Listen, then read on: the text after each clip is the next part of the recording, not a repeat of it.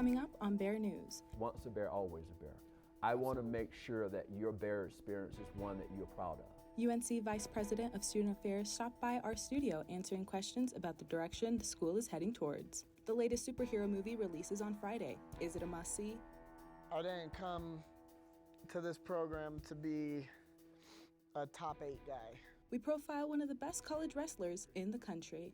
Bear News starts now.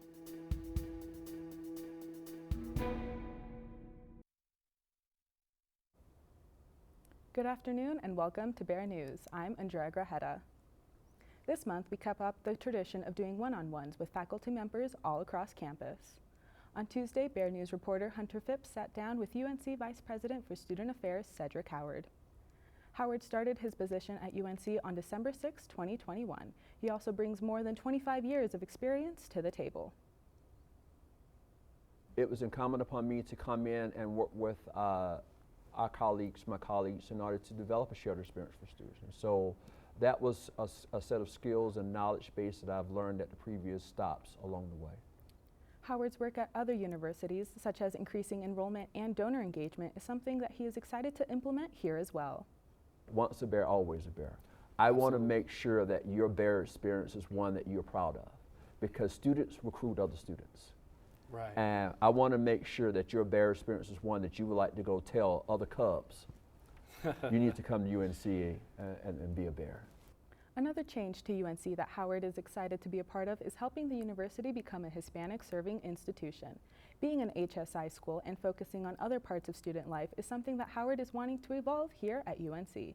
To get to know students on a deeper level, Howard said that he'll go to the dining halls on campus, grab a bite to eat, and sit at a table with some students and talk about their days. So it's not just Hispanic, HSI in name, is actually creating a culture that our Latinx students, our students that are Mogi students, our students that identify, irregardless of their ethnic group or racial identity, that they feel that they are part of the community of bears. Since Howard is the Vice President for Student Affairs, he does handle some of the more difficult situations. One of those is the closure of the French, German, and European Studies programs. I think the very first thing that I have done is make sure that I avail myself to all students. Howard's role at the university is to follow the idea of putting students first through the good and the bad. Looking at UNC President Andy Feinstein's Rowing, Not Drifting plan of 2030, Howard said that he will be focusing on student success and social mobility as guiding principles for UNC. But I like to say that my role as the Vice President of Student Affairs is to help to give us a destination. Because you can row, but if you're not rowing to a destination, how do you know that you've arrived? To watch the entire interview with Howard, head to our YouTube page or visit the link on the screen. Tune in to our next one-on-one interview, April 19th. Michener Library Peeps Diorama Contest is well underway. Since late February, students have been making dioramas of scenes from pop culture to life here at UNC. So far, entries include The Mandalorian, Alien, the Library Help Desk, Peep Pride, and the Great Peeps Bake Off. The winners of the diorama contest will be announced at Michener Library at 4 p.m. on Thursday, April 21st. As we come to the end of March and the end of Women's History Month, we want to recognize women who have made an impact and have sought out change in a male-dominated world. To wrap up the month, Bear News wants to focus on TED Talks. Roxane Gay's Confessions of a Bad Feminist discusses inclusive feminism and what that means in the modern world. Her best-selling book, Bad Feminist, goes deeper into this theme and show both the term feminist has been misunderstood. The next TED Talk is from Tabby Gevinson. She discusses what it's like for a young girl growing up in pop culture and how the portrayal of women in media has become harmful. Lastly, This Isn't Her Mother's Feminism by Courtney E. Martin discusses the progression of feminism throughout generations and how growing up she didn't want to conform to feminism because it reminded her of her hippie mother. She also brings up themes such as racism, immigration, and human rights in order to examine feminism as a whole. Even though March is ending, women should be appreciated and respected every month of the year, and we hope by sharing a few powerful women, we can inspire change for a more equal society. We've all heard about the slap heard around the world. Find out more about the Oscars when we come back.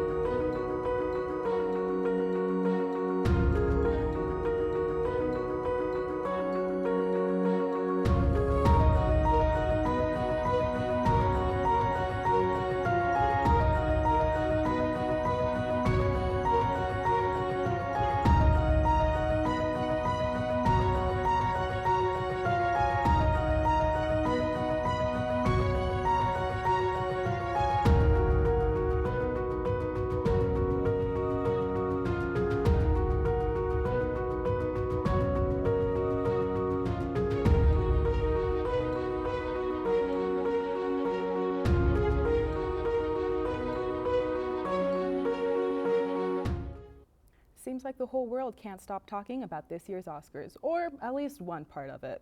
Many people on social media have already created memes, sounds, and videos of the slap that has gone viral.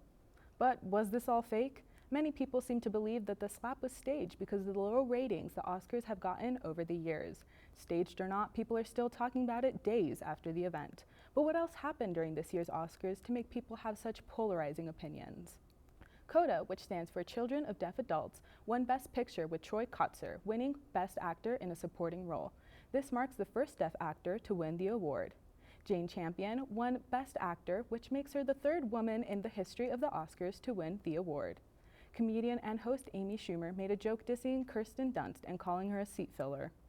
Actor Denzel Washington awarded Samuel L. Jackson with his first Oscar win of the Honorary Academy Award for Lifetime Achievement. However, the win was not aired. Other categories were also pulled from the live broadcast and put into their own ceremony. The ceremony included short film, production, design, score, editing, makeup and hairstyling, and sound.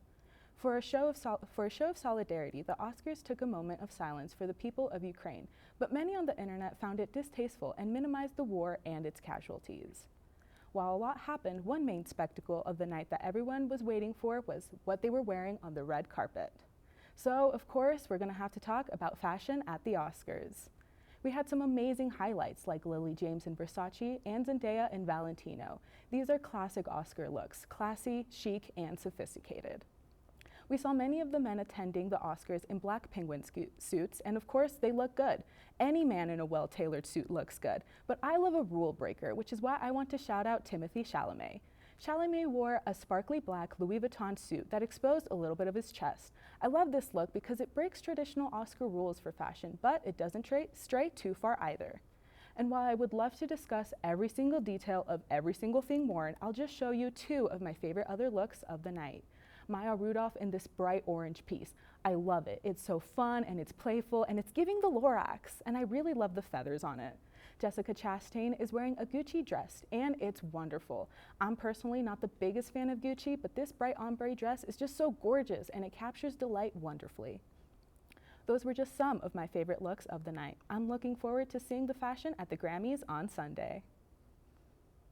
I'm sure the Oscars was only one event that was big in entertainment this week. Robin, what else did we miss? While the Oscars were headlining the news this weekend, some sadder news was also released. This past Friday, the rock band Foo Fighters announced the death of their longtime drummer, Taylor Hawkins. He was 50 years old. Hawkins was in the middle of a South American tour with the rest of the band when he was reportedly admitted to a hospital for severe chest pain. The cause of death has not been publicized. In other news, I've realized that I've never really talked about New Music Fridays on the show, even though with us airing on Thursdays, it would be a perfect time to do it. And now that we're well past the beginning of the year lull, even though there wasn't really that much of a lull to begin with this year, pretty much every Friday for the rest of the year is going to be stacked with releases. Tomorrow, Miley Cyrus is releasing a live album, and Red Hot Chili Peppers, Pup, and Meshuggah are each releasing full-length albums of their own. If I had to pin down one album that I'm looking forward to most tomorrow, it's really no question. You better believe I'm listening to that new Pup album as soon as it comes out tonight. Pup are one of the best pop-punk bands out there right now, and with the recent pop-punk revival sweeping the charts, it's the perfect time to get into their music. The new album is titled The Unraveling of Pup the Band, and it'll be their first album in almost 3 years since the release of 2019's Morbid Stuff. If this album is anywhere near as tightly written and performed as their last one, I'll be more than happy. It's the last day of Women's History Month, which means it's my last female artist spotlight of the year. I tried my best to focus on artists who I hadn't mentioned on the show before to, keep things fresh, but I'm sorry, I just have to talk about Lingua Ignota again. If you've been watching Bear News all semester, you might remember that my very first Bear News Tunes segment was about 5 underrated albums from 2021. One of those albums was Sinner Get Ready by Lingua Ignota, a classically trained vocalist who's known for her highly experimental fusions of folk, industrial, noise, death metal, and Catholic liturgical music. That's about where my description of her ended, since I had to save time to talk about 4 other albums. But when I tell you, her music has not left my brain all year, I am not exaggerating. The song Do You Doubt Me, Traitor, a furious 9-minute epic off her 2019 album Caligula, became one of my personal favorite songs of all time over the past few months. Her ability to seamlessly bounce between angelic falsettos and hellish screams isn't hard to pick up on when listening to any of her albums, but this song is maybe the best example of that. I do want to include a serious warning though, because Lingua Ignota's music touches on some extremely heavy subject matter. Kristen Hayter, the woman behind the stage name, is very open about being a survivor of domestic abuse, to the point that she often refers to her own songs as survivor anthems. While many listeners feel empowered hearing a survivor talk about her experiences with so much unapologetic rage, others might not want to hear these things being sung about in the first place, and that is totally okay and nothing to be ashamed of. But if you know what you're getting into and you still want to hear it, I seriously cannot recommend her music enough. As always, if there's any band or artist you want to see covered on Bear News Tunes, please let us know at bearnews98@gmail.com or message us on Instagram at bearnewsunco. Thank you, Robin, for sharing such incredible female artists all month long. Marvel fans will not need to wait much longer to watch a new superhero movie. Morbius, starring Jared Leto, will come out Friday, April 1st. Dr. Michael Morbius is an award-winning biochemist with a rare blood disease. Morbius's condition caused him to become super sick and fragile and prompts him to find a cure for his disease. His experiments using vampire bat blood lead him to become a Nobel Winner Prize, but he becomes the infamous living vampire. He gets vampire-like powers such as flying, self-regeneration, and compulsion. However, he needs human blood to survive, which fills him with guilt. The review embargo for Morbius did not lift until yesterday at 6 p.m. local time, less than 24 hours before the premiere. This isn't the best news for Morbius. Morbius has a 5 out of 10 on IMDb and a 17% on Rotten Tomatoes. Early reviews for Morbius call the movie good enough and lacking substance. Rappler.com reviews have noted that the movie has awkward pacing and often glazes over details, leaving the audience confused. Morbius is going to be set in the same universe as other Sony movie, Venom. I've got my ticket to watch Morbius later tonight. I'm excited to see the start of a potential Sony Spider-Verse, but I won't get my hopes too high. Coming up, how much longer will we be expecting windy days, and more about the weather. When times get dark, we can't see the help that's all around us. When you don't know where to turn, let 211 be your guiding light.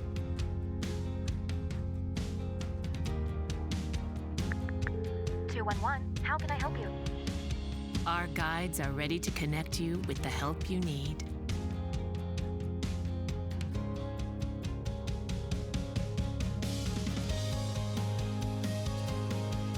For help with food, healthcare, mental health, and other resources. Call 211 or visit 211.org. 211. Get connected, get help.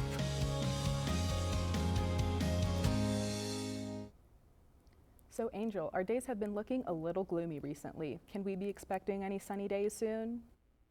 Well, Andrea, it has been another windy week here in northern Colorado. And as we head into April, Colorado's second wettest month, we could be expecting some more moisture to enter the region.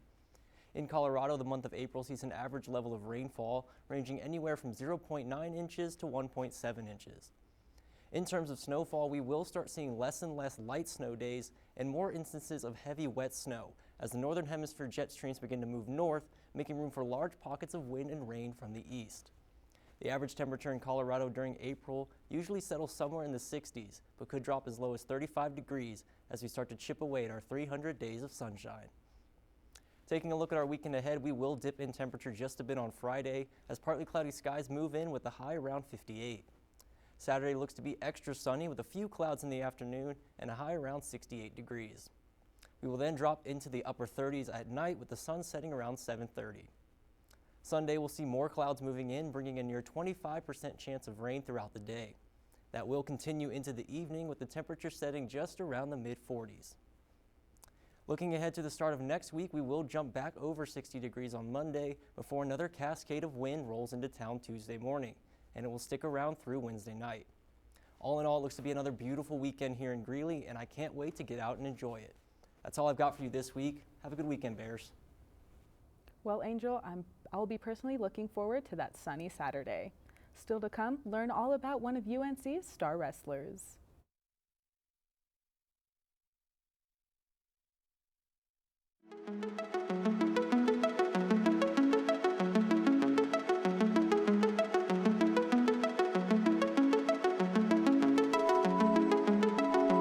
Before I started at Seattle, it was disorganized. My lessons were the same all the time.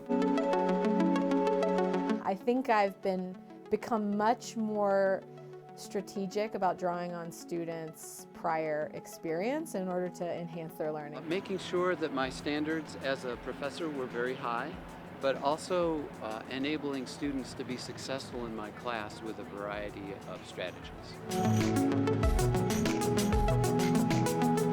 Quite frankly, one of the most important to me has been my addressing the diversity, equity, inclusion issues.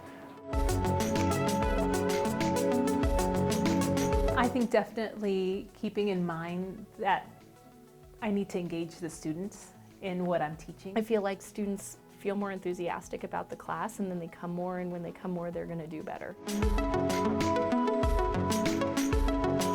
I think the most valuable thing that I've gotten out of Seattle has been kind of the community of support. It was actually knowing that every single semester I need to engage something that makes me a better teacher. Seattle is a great way to enhance your learning, especially if you're struggling with certain areas.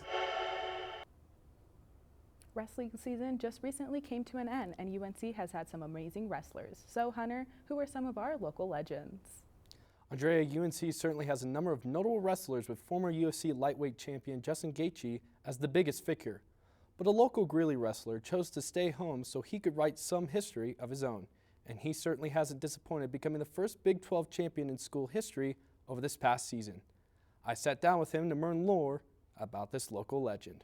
In UNC wrestling, sophomore Andrew Alirez is becoming the face of the program, as he is one of the best wrestlers in the country. You know, every time I go out there, I try to represent my last name, my family, my city, and everybody who's with me. But he is not the only one in his family to become a standout wrestling prospect. That Alirez last name around here we've definitely done something to kind of cement ourselves somewhere and like be respected. So I'm very proud of that. But yeah, my two brothers, they both took second at state last year. One of them is planning on coming and wrestling next year. The other one has a couple more years left in high school. So yeah, Alirez is in Central. We'll be there for a while.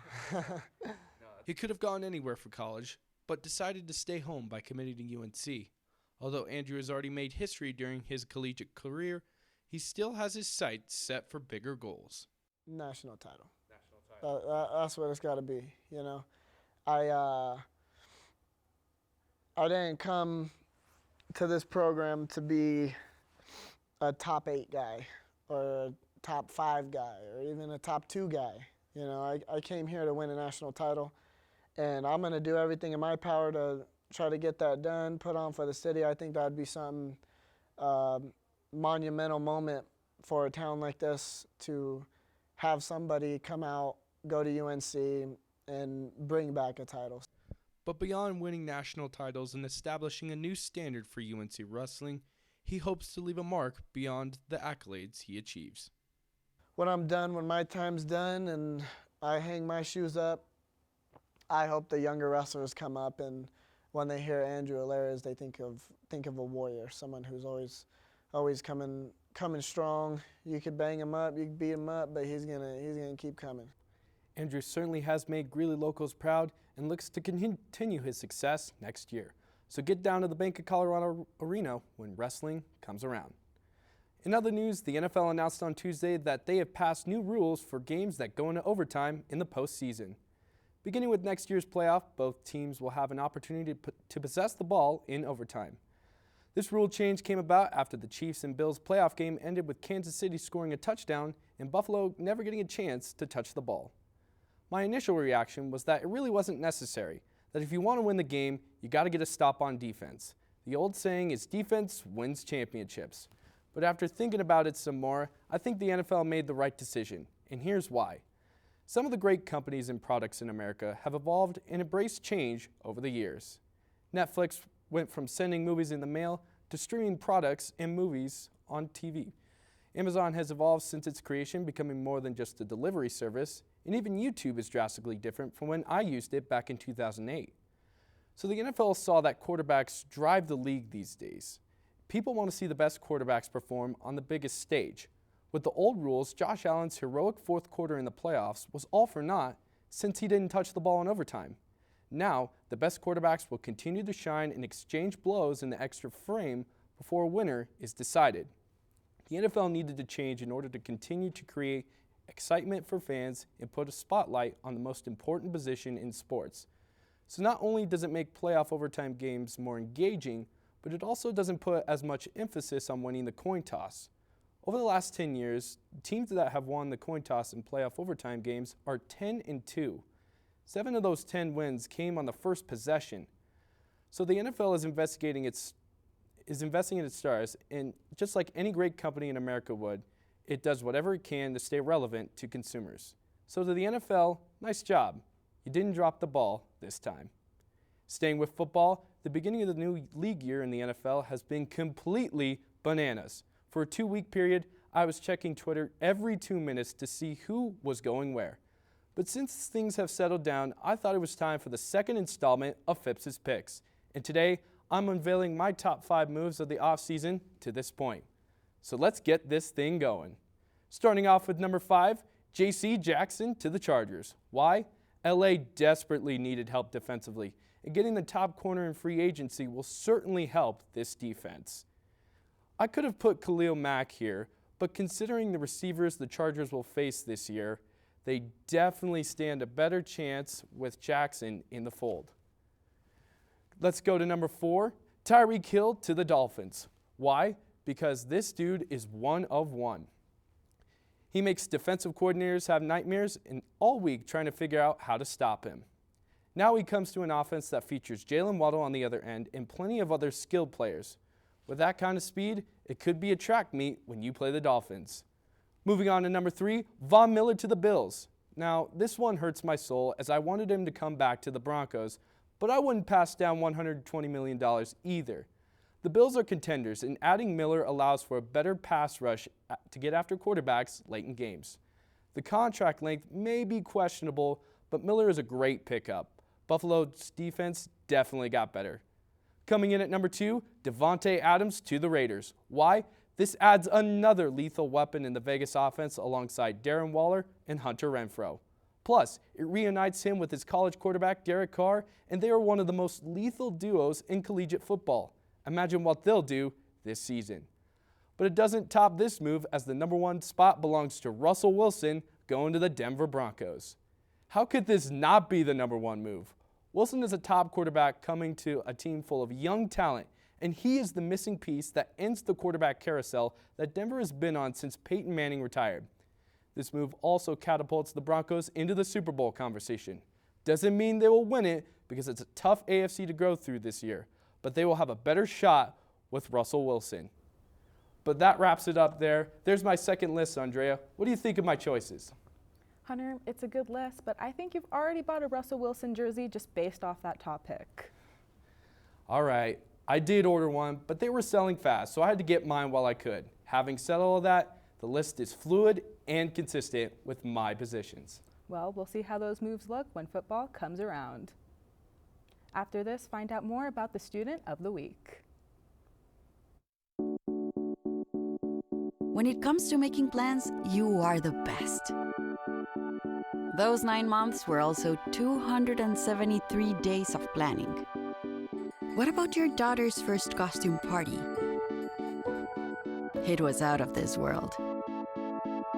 And let's not forget those barbecues you plan in detail for your family and your more vegetarian by the day best friends.